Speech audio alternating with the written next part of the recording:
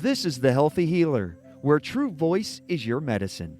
This is where we help doctors and other healers navigate through the challenging times by learning from the best minds in the healing industry.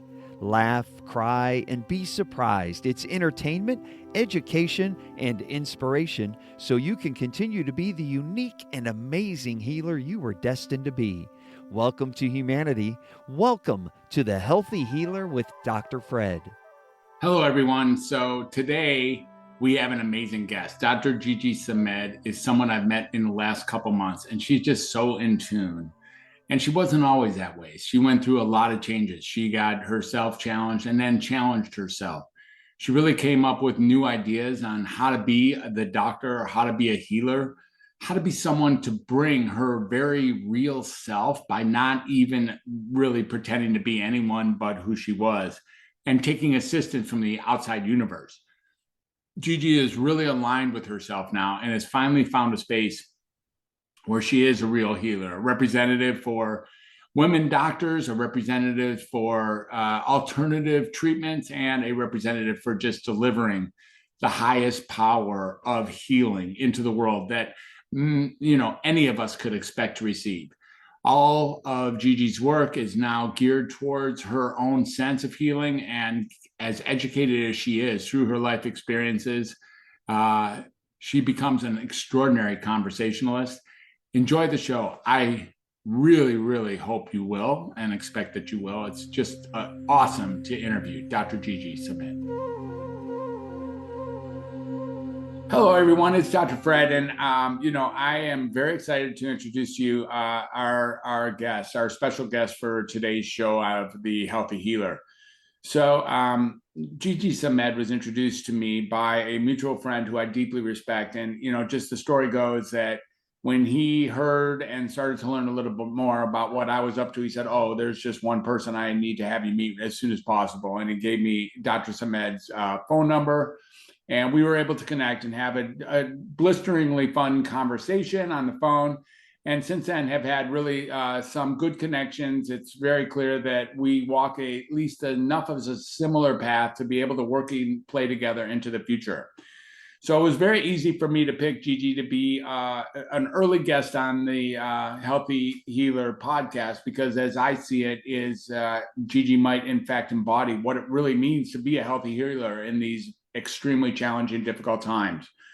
We'll hear a little bit more about how Dr. Samed got to be who she got to be here in a moment.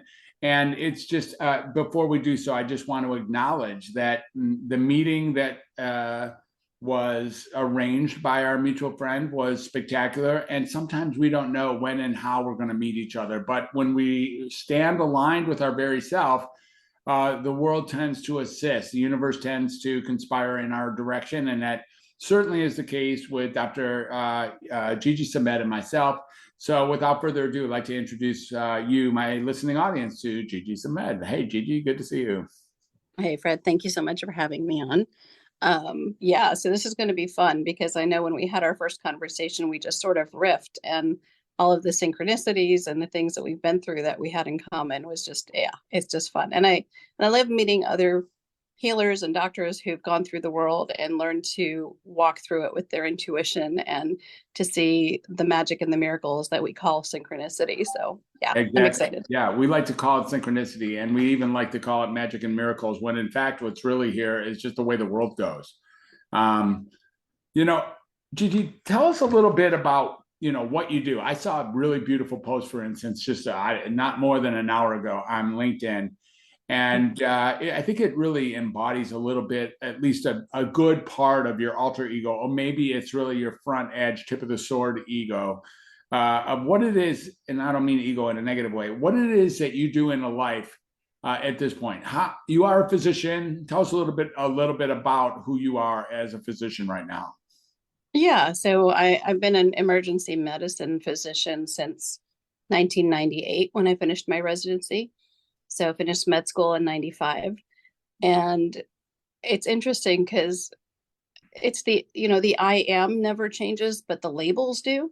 Mm-hmm. And so what I would say I am at this point is I am a high priestess in a white coat who gets to serve God and love through medicine.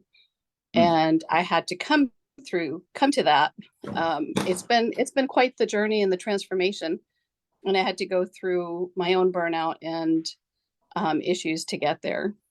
Just to come back to who we are. It's like we spend the first half of our life adding labels and degrees to prove something. And the second half of our life, we try to take it all off to figure out who we are again and go back to simplicity. So exactly. So it's a pretty, I hear everything you're saying. And then, this, what slips out of who I am today from you is this, and I saw this in the LinkedIn post as well, this high priestess in a white coat. And, that seems like an interesting juxtaposition, an interesting interface between being a priestess and wearing a white coat. And I think, you're playing on that line. Tell us a little bit about what both of those things mean. What is a high priestess? What is wearing a white coat? What should we learn about you when we get those two things next to each other?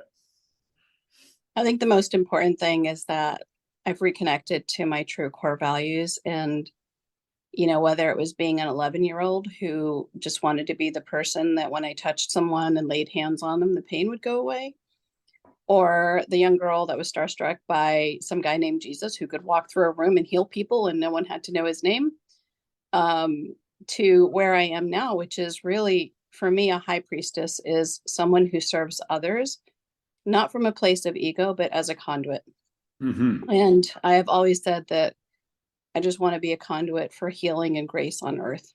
I want to be love on two legs. And so for me, the high priestess part combines my heart, my spirituality, the core values of connection and service, but also that fierce warrior part of me that as a doctor in a white coat will go toe to toe with anybody for my patients and for what they need to heal. And then the white coat part of it, of course, is I was like, okay, well, what do you call these amazing people who go out and help people? And it's like, oh, doctor. Okay, I'll be that. Mm-hmm. And of course, it's interesting through the last 28 years, it's like, oh, there's healers in all professions. And the most amazing thing is to realize that the biggest healing I can give sometimes is just in my words and in my presence and in how I show up, Yeah. Yeah. Beautiful. Yeah. Healing people sometimes is just a matter of sharing the right words or listening at a level that only a few of us get access to. And it sounds like you really have found that. Maybe there's not a level of mastery, but maybe there is. Maybe there's a level of being able to listen to people and listen to what is ailing or what is dis-ease or what is troubling or what needs healing. Where can you provide a new level of balance? And again, as a conduit, it's almost like you need to count on somebody besides or something besides this self of yours to make those interventional decisions. Say a little bit more about that. Oh, gosh. So, it's been a matter of tapping back into all the things we know, as a young girl growing up in a family that's math and science and, the irony of having grandparents who are very superstitious, but then growing up in a very math science family, it's like, nope, you got to stick with what you can prove. If I can't prove it, it didn't happen. And yet there were things that I always sensed or knew, or things that I might see, but it's like, okay, that I can't prove that. So what do I do with that? And prior to going through burnout and addiction to Ambien, it was like, push all of that away. But I realized as I was getting closer to the burnout, I started seeking more spiritual. I mean, I went and studied with a Native American shaman in Arizona. I became a Reiki master. I was like, I knew that there was something more than just the concrete black and white things we put on our degrees and our certifications. There's something missing. And I think the biggest thing I've done is just come home to myself and go, okay, I don't know how I know what I know, but I know it. And I trust it. Those things we call gut instincts, they've saved so many patients, and I'm done fighting, for science and math. And what I've come to is that magic and woo-woo stuff is just the things science hasn't found an explanation for. Mm-hmm. Exactly. So you touch on a couple things that for sure piqued the interest of our listeners, and I know a little bit because you told me a little bit, but I'd love for you to touch, go back to these uncomfortable experiences that were in the pathway. These stones or boulders that were like threaten your very nature at some point. This idea of burnout or being addicted to Ambien are not things that are small potatoes. These are things that take people out and take people entirely off their course often for an entire lifetime. Somehow you've used these to your benefit. These this we'll call it a thread or a continuation between near burnout and then addiction to Ambien and then who you get to be when you return. Mm-hmm. Talk to us a little bit about this concept of what was burnout for you and what was this addiction to Ambien? How the hell did you get on the other side of that? And who are we really talking to when we get somebody who dealt with boulders at that level? Yeah. Oh, that's a really great question. I still try to figure that out every day. And being a 5-year-old on the inside, I just get to wake up and play and figure out who I am each day. So good luck trying to figure out who you're talking to on the other side, but here I am. So the burnout for me showed up as a gradual increasing dissatisfaction and trying to prove myself. And it's this thing. So a couple of things, I wish they taught us these things. The 7-year itch is what I call it. Yeah. And I'm like, it's not just in marriages. You wake up about 7 years out of residency or medical school and you lift your head up and you go, how the heck did I get here? I mean, I know this is what they said I wanted. I know this is what I thought I wanted, but you get there and you're like, it still feels empty and dissatisfied. Or then you go from one practice to another going, I'm going to find the one that like fits and feels like my forever family. And I had this like naive, like, I'm going to find the place and it's going to be home forever. And that just didn't exist. And so what I realized is I joke that the number of degrees I hold is inversely proportional to the low self-esteem that I had in trying to prove myself. Now, if you said that to me, I probably would have punched you in the face back then because me, low self-esteem, hell no. Right. And the reality is, I think we all do that. We try to fill that growing dissatisfaction, something's missing, with more labels, with more degrees, with new job titles, with a different practice. And wherever we go, there's still this sort of emptiness. And you said something earlier about the deep listening and the giving people what they need. And the irony is through this journey, I've realized that you cannot listen deeply and you cannot be what people need and you cannot give them what they need until you actually pay attention to yourself. Good. And so the biggest thing for me is like, oh, I'm not just a conduit that gets to watch everyone else get what they need, but I have to take care of myself first. And it's not that we all need the same thing. For me, I need connection and I need service. So anyway, back to, going through the burnout, it was extremely frustrating. I became an associate director at a level 1 trauma center for quality assurance. I became a medical director. I'm like, okay, I'll become chief medical officer. This isn't this the checkbox. This is the path to fulfillment. And yet the more I did, the more the imposter syndrome kicked in, the more the frustration of like, okay, I've done this, but now instead of feeling like I finally got there, I feel like I'm having to work harder to stay here. And it was all internal perception of, I got here, I got to prove I'm worth it, got to prove I'm good enough. And I never knew how to turn it off. And they train us that way. It's like, okay, I mean, especially in the ER, we're trained everything is stat, everything is life and death. Everything has to be done now, super stat, as my friend used to say. And the nervous system is constantly in fight or flight. Or the other 2 trauma responses, which is to freeze or fawn. Fawning is the 4th trauma response, which in a way, I think most healers are really great at, because we will be perfectionists, we will be achievers, we will, you want me to do it differently, better? Yes, sir. So all of that led me to starting to use Ambien, initially for night shifts. And then I got to be one of those lovely first early adopter poster children for sleepwalking and sleep driving and sleep doing things that you don't know you did because, I lived by myself. So that ultimately escalated to where I went into withdrawal at work. And, this was in 2006 when it first came out. It was not even a restricted drug, no big deal. You work night shifts, here you go. And I say that, my drug dealers were all my colleagues I worked with for 10 years, because they're like, oh, yeah, you need a prescription for Ambien, here you go. Right. And I say that facetiously, obviously, but it was too easy. And eventually I went into withdrawal at the end of a shift. I didn't actually make it through 12 hours. And I was nauseous. I was pouring sweat. I couldn't use one arm. I couldn't speak. They thought I was having a stroke. And I was 36. And spinal tap, MRI, you name it. And ultimately they found nothing. Of course, they did a drug test, clean, because I don't do drugs. And back then Ambien didn't even have a test for it. And my director came in and confronted me because he'd gotten reports from pharmacists that I was writing prescriptions for myself.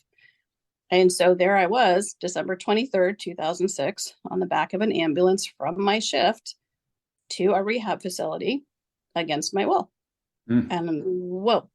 So, to go from all of these titles and accolades to the shame and humiliation of being in a patient gown on the back of an ambulance for an unplanned trip just before Christmas was interesting. Yeah. And, like you said, it was this great reset. Talk about ego death, like, oh, okay, this is who you thought you are. Let's strip away all the things you thought you are. Now, who are you? Exactly. Yeah, that's beautiful. And 2006, as maybe some of my listeners know, was a similar year for me. It was a turnaround year for me. I cringe at various things that happened to me in that particular year. A few months before you, and in fact, also in December of that year, I had my own difficulties for sure. And these turned out to be difficulties that really sent me down an entirely new path, a path towards now becoming someone who indeed is disowned from the self that was promising and planning to do more and more and more in order to reach some level of some level of, I don't know, fame and fortune, or maybe really to some level of satisfaction that was supposed to come if I climbed the ladder high enough. That really didn't happen back then. So maybe this is what Adam was noticing when he had us meet, that somehow the similar patterns that we were along the way with. One of the things I'm really noticing here is that what came across for you after the rehab stint was somehow to muscle ahead. I know for me, I had a moment in time, and it sounds like in 2007, you might have had the same moment where you could have dropped the ball. You could have just said, okay, you know what? Screw the shit. I'm going to go do something else. But you didn't, or maybe you did, and then you ease yourself back in. I'm not sure exactly how it went, but let's put you now post rehab, post sobriety, clean and sober from Ambien or Sonata or whatever else you might have been taking. And let's look a little bit at where does the decision then get made that being a healer is not only pursuable, but really critical in your future. Yeah. I think the biggest part of that was I actually surrendered my license to deal with the Ambien addiction. I'd get a month clean, and then I'd go and I'd have all these prescriptions just waiting for me. And then I finally got 3 months clean, and like a good addict brain, I thought, oh, well, now that I'm working again, night shifts, I haven't taken it in 3 months. I should be able to take just one. Yeah, responsible. Oh, of course. Typical addict brain is I got this. And of course, I didn't got this. And, my line was, I will not take it if it's anywhere near a shift. Unfortunately, 3 days into my shifts, I went into withdrawal, had a seizure, and woke up in the ICU of the ER where I'd been working. And that moment, there were a couple of things. First of all, waking back up in the ICU, I remember thinking, why, God? Why did you send me back? Like, It would have been so easy to just let me stay. Even you didn't want me? What's going on? And I remember just that feeling of hopelessness. And then going through rehab and coming out the other side of it, because I surrendered my license to deal with it, I didn't realize then that I'd actually have to wait 2 years to get it back, even though it was voluntary. And that was like, whoa. So there was this moment of like, what do you mean I can't be a doctor again? And they're like, oh no, it's not guaranteed. You've got it, drug test, proof of sobriety for 2 years, and then you get to come before us. And during that time, I became a barista at Starbucks because I cannot sit still and do nothing. You actually became a barista at Starbucks? I did. Do you know that's like the actual backline joke of the entire course that I run? That's hilarious. I did not know about you, but the entire Healing the Healer talks about barista at Starbucks on a number of occasions. So anyways, keep going. Well, yeah, so more synchronicities there. But I did. I became a barista at Starbucks. I needed something to get me out of the house. I needed something to, just be a human being. And so that was actually a big part of my healing, was to realize that even when I was serving coffee, I made a difference. And that everything I actually needed was in my heart, my head, and my hands, and was never in my white coat to begin with. And so it was this really great peeling away of the things that I thought I needed the white coat to validate in me. And they didn't. And, to see people smile and to share their stories, and they would be like, what, you're a doctor? Like, what are you doing making my coffee? And I was like, I didn't care. Like it was such a beautiful way to strip away the ego of like, yes, I'm a doctor and I am your barista. So awesome. And it also gave me a lot of gratitude because I'm working with people who are baristas and may always be. And the other part was that I was approached to maybe go up the chain of management to become, a store manager. And I just said, no, thank you. Because being there, I realized that I actually love medicine. I love the honor and privilege that complete strangers, like, it just feels so humbling to have complete strangers walk in and trust me with their lives. Yeah. And trust me with their hearts. And yeah. And I think in that moment, I had a second dedication to it, and it stripped away all of the anger and frustration. And, as I was getting burnt out and dissatisfied, all I could see was drug seekers, and all I could see was the system abusers, and all I could see was the negatives. And I guess I needed to go through this separation with medicine to fall in love with it again. Mm-hmm. And also to see it as it really is without giving it all of the significance of what it made me, that I was a doctor. Fantastic. So it's really, really phenomenal. There's like a redefinition or recontextualization that takes place in those years between 2006 and 2008, which of course were also the same 2 years that I indeed had my license challenged. I wasn't surrendered. I was probated. And, during those years, there was really an opportunity, it sounds like, for you to, reset yourself. Like you really could have. You could have become a district manager, or maybe even owned a franchise or two, or who knows, you could have been barista priestess, and, you could have gone very, very high up the chain. The idea here is that you stopped and were able to look at the honor of what it means to be a healer or a physician. And when you come back with an entirely different skill set or an entirely different interest in what it's going to take to be an effective healer. That's what it feels like. Is that aligned with your reality as well? Yeah. And, to your point, I went and got my master's in business while I was a barista.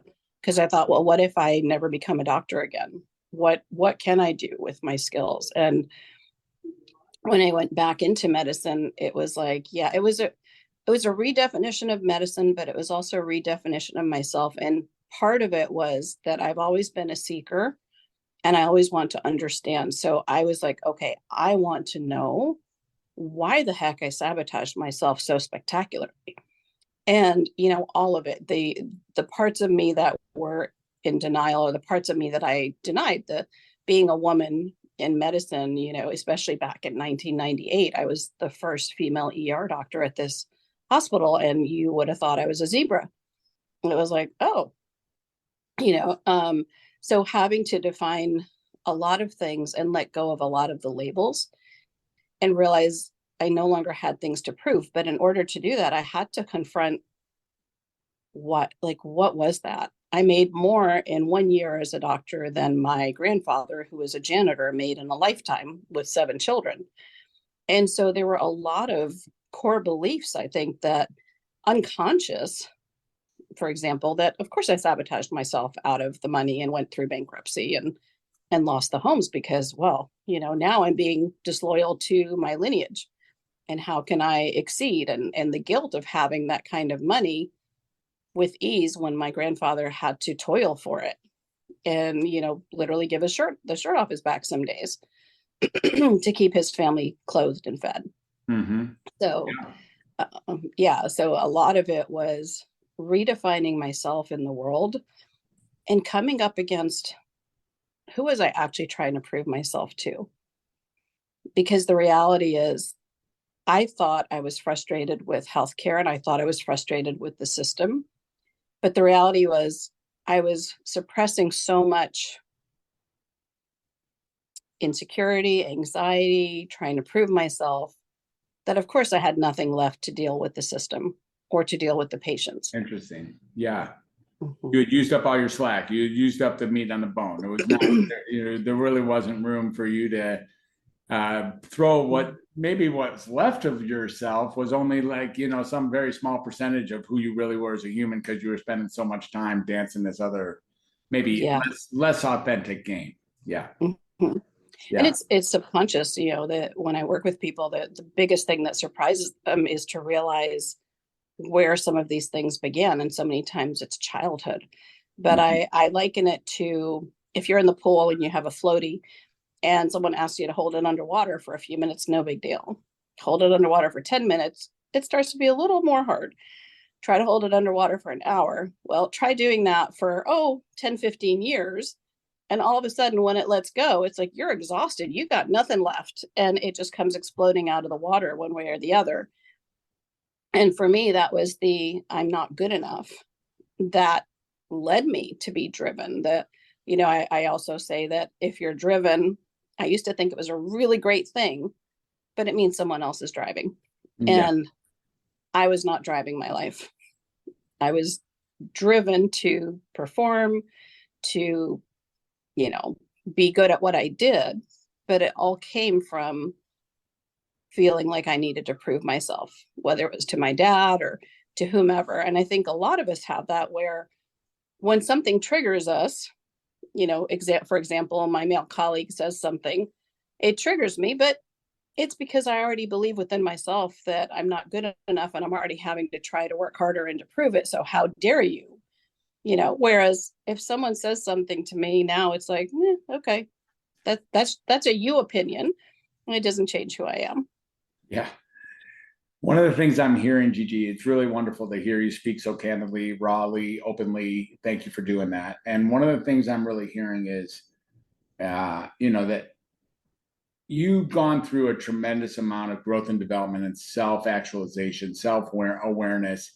There's still, of course, work to do for all of us, but you've now got a very nice 30,000 foot and from the inside out, and a real, what sounds like, I'm sure not every minute of every day, but, sounds like a leveled consciousness, a willingness to accept that the gifts that you have without taking credit for them, or accept who you are as a healer without needing to prove that to all these other folks that you're that you're some form of big shot. Like, there's a new level of self-awareness that's coming through here that I imagine took some work or took some travels. You can Reiki master, or you were you did this North American shaman thing. Those are a couple examples. Can you talk a little bit about what was your pathway to your own self-actualization? I know that Starbucks barista was probably lots to do with it, and then you got the North American shaman and the Reiki master and others. Help us understand what took place after 2006 that got you to now know yourself so well. I would say the biggest thing was being willing to follow whatever felt good.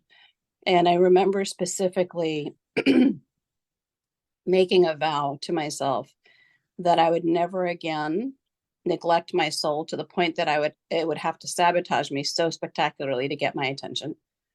Because clearly I was getting warning signs that something was off long before it reached the burnout and the addiction. And so as part of that, it was really practice in letting go and practice in surrender, which is probably the most terrifying thing, because ironically, the most powerless people are the most controlling. And I was very controlling before the burnout and the addiction.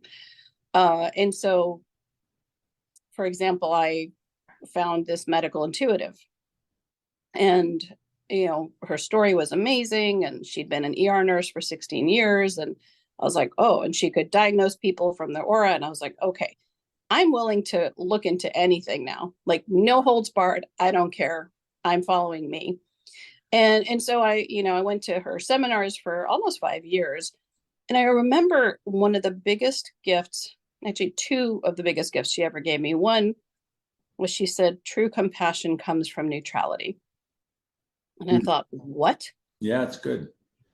And up until that point, because I had suppressed so much of myself, and because I was an empath and highly sensitive person, which I now know means I had a lot of trauma in my childhood, which just made me an empath and highly sensitive, I would lose myself.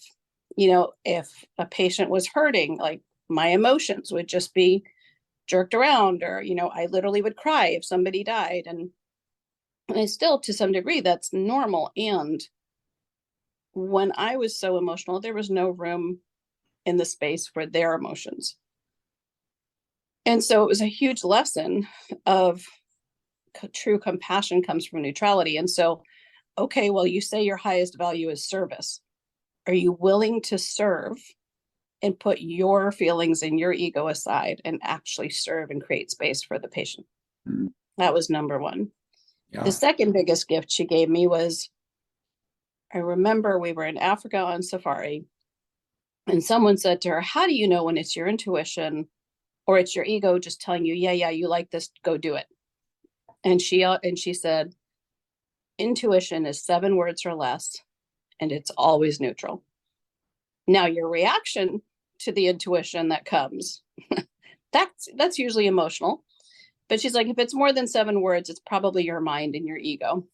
And so it was practice. It was like, okay, let me start feeling into this. I'm like, is it really that simple?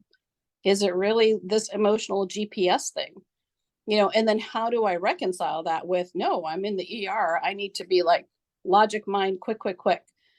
And so what I've found is, over the last years, now 13, 15 years, is the marriage of science and intuition has been that special breed of magic for me that makes it, just lights me up. And truly, I think if you meet anyone who's done what they do for a long time and you become masterful at what you do, it really becomes almost thoughtless. So if you've ever read Malcolm Gladwell, I love his books. Yeah. Blink. I think in Blink, he talks about how we make these decisions in a split second that when you go back and figure out why you made that decision, you actually have like 20, 30 data points. But because you're so used to doing it, you made all of that integrated in a blink. And so, bringing the intuition, bringing the soul, bringing the spirit, bringing the trust that, oh, I felt the nudge to say this to this patient.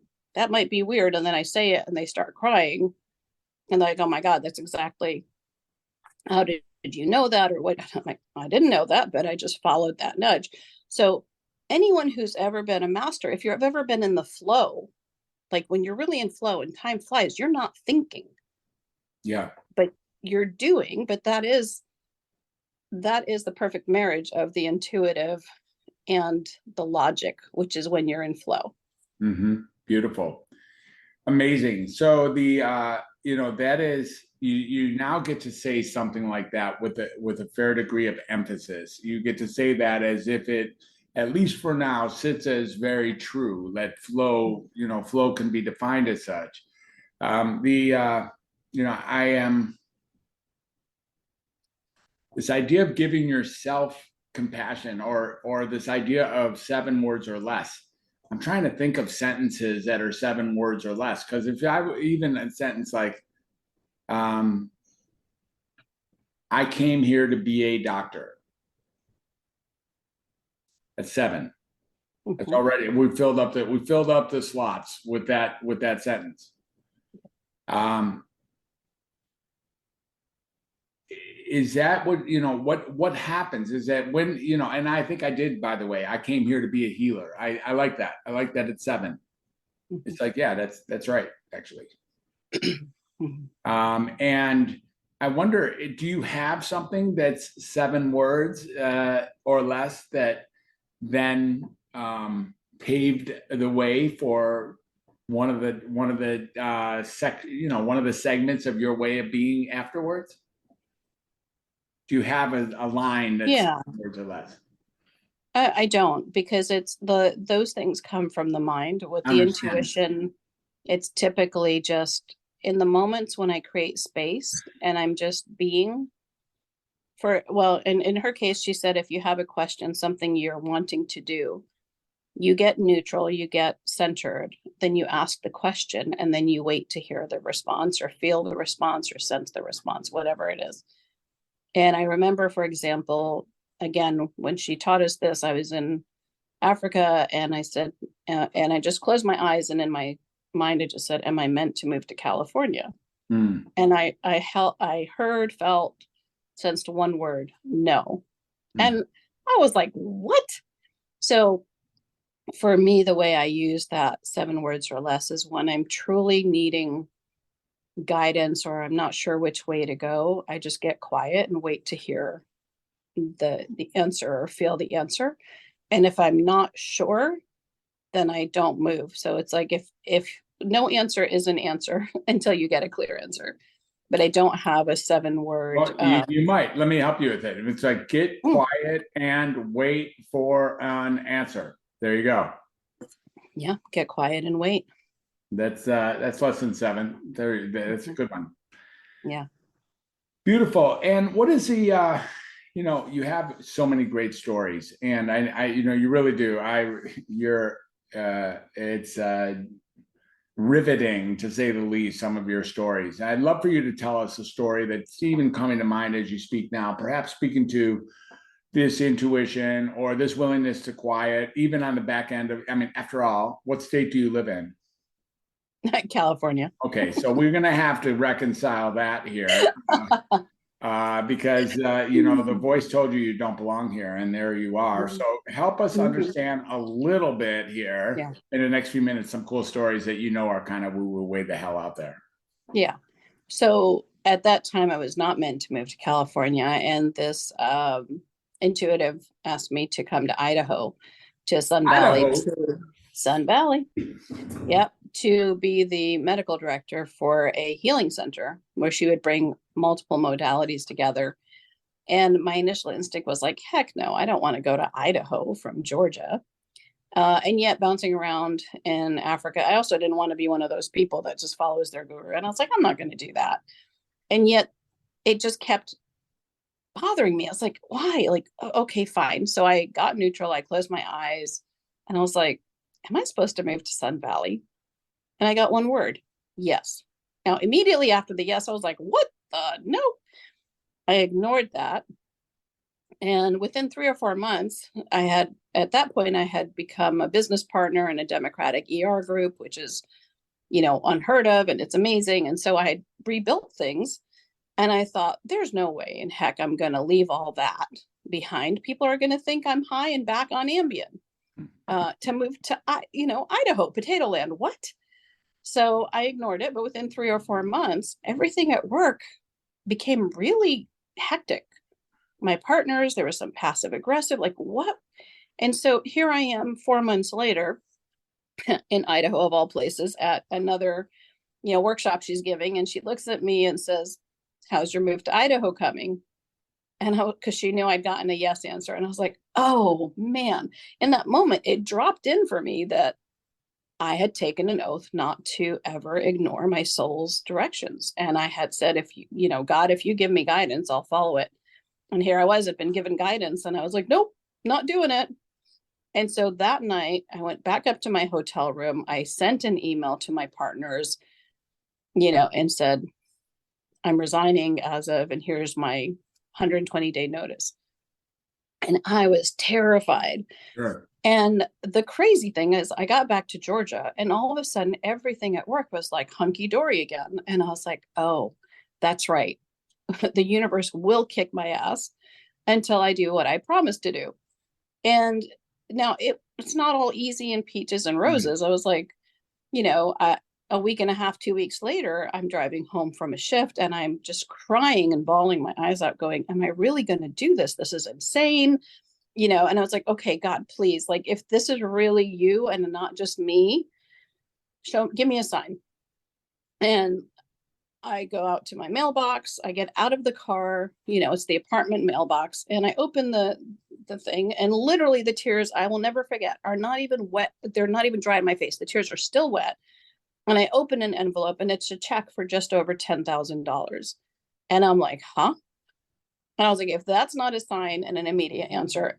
And then the craziness of finding out that it was from 18 years prior. Right. When I was an intern, they had withheld $3,000 too much. And then over the years, it had become over 10,000. Right.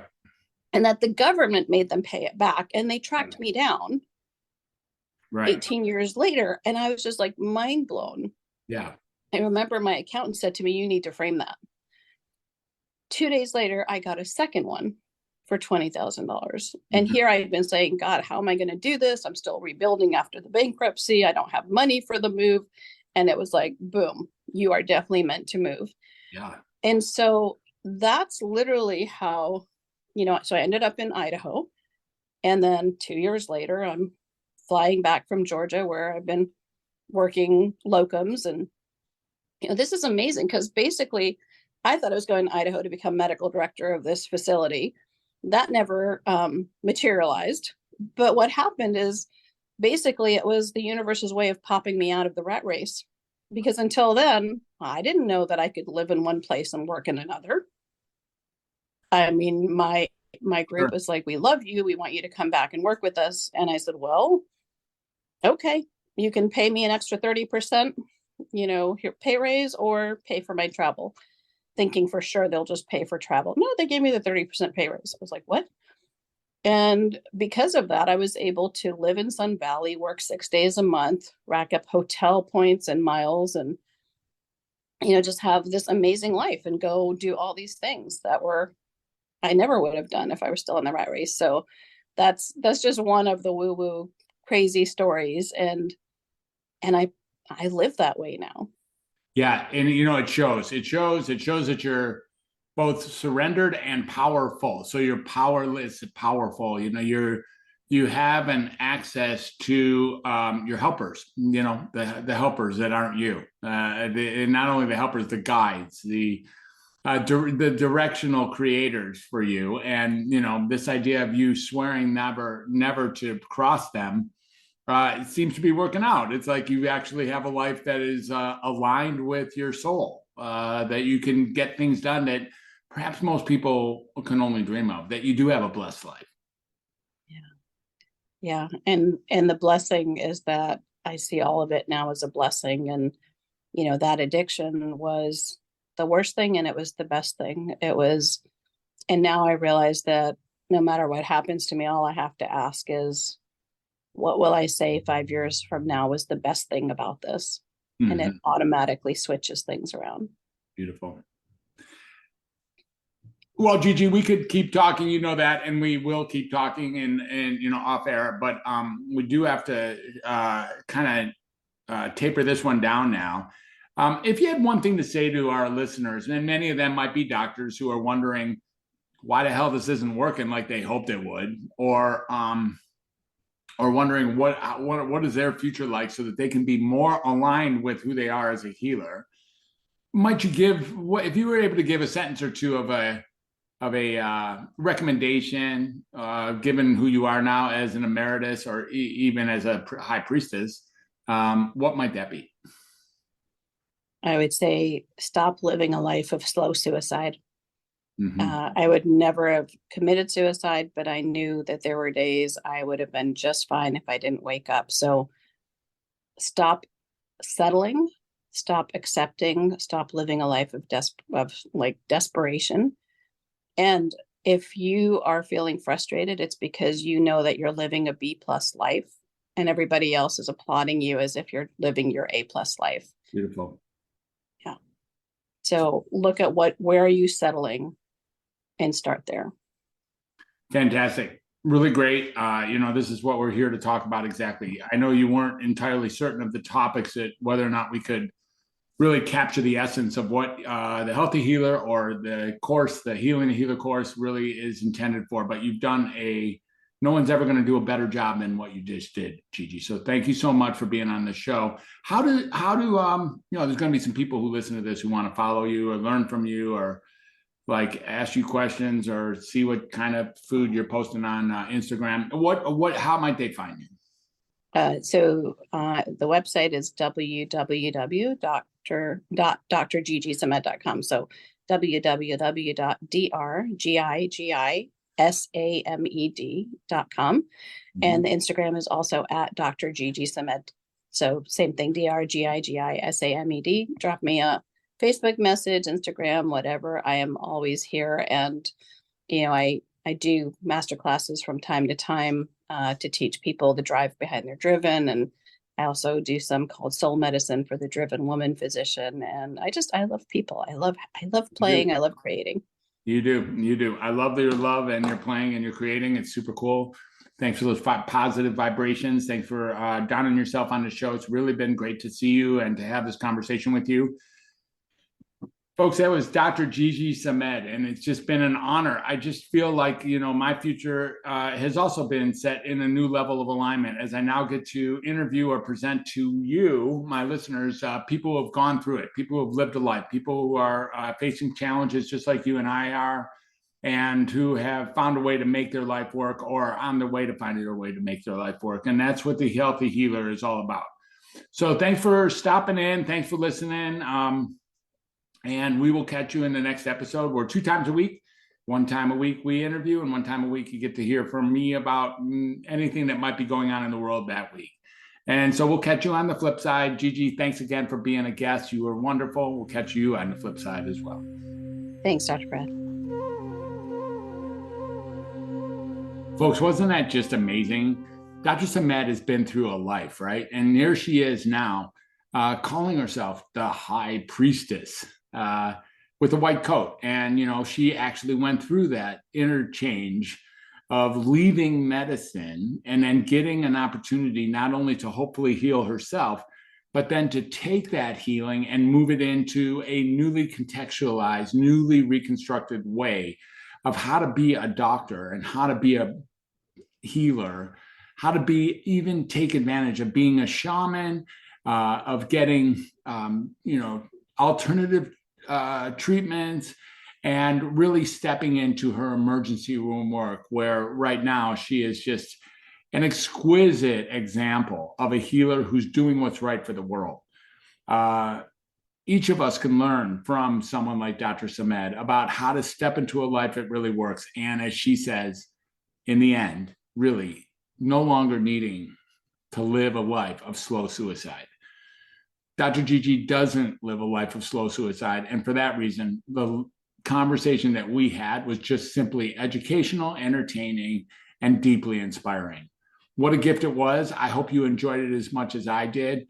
And if you did, it'd be awesome if you could kind of just give us share this with others or give us a like. It goes a long way to putting this podcast out there to the people, the other clinicians, and maybe people who know other clinicians or who are being treated by other clinicians who are finding themselves ready to align themselves with their healing skills. Thank you so much for listening. We will catch you on the flip side. Bye for now.